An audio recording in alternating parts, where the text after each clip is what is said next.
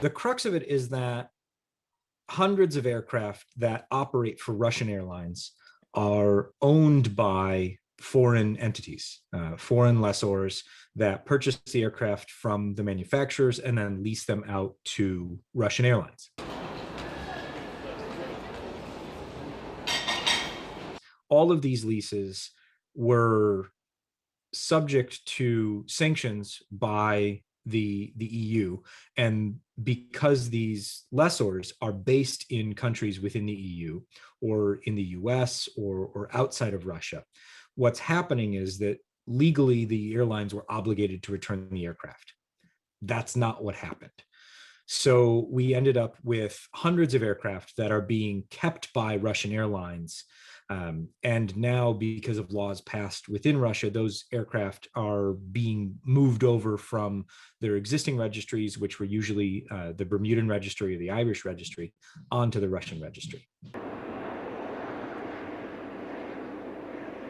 Because of the same sanctions that have been imposed by various countries and the EU, they can't get spare parts for these aircraft. So we've already seen some certain airlines start to park portions of their fleet in order to preserve the availability of spare parts.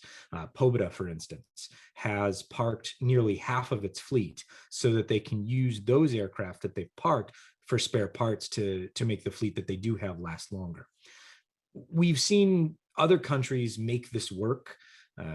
Iran being the biggest example of a country affected by sanctions and unable to secure parts, finding ways to make things work. But those are generally older aircraft that were more mechanical in their operation.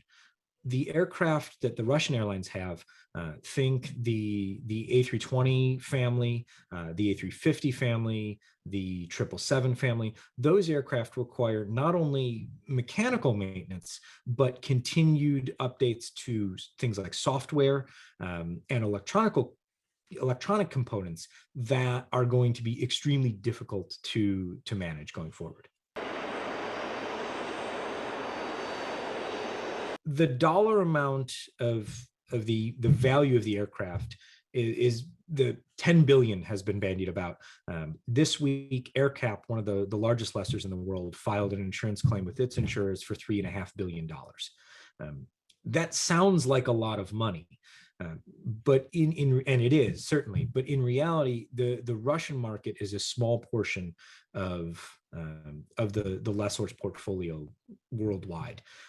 The practical effects of how compensation is determined with the insurance companies and the lessors, and that's probably going to take years of legal wrangling based on the things like fair market value and future compensation and things like that. But the more interesting long-term aspect is really going to be, do these lessors want to ever do business with airlines in Russia ever again?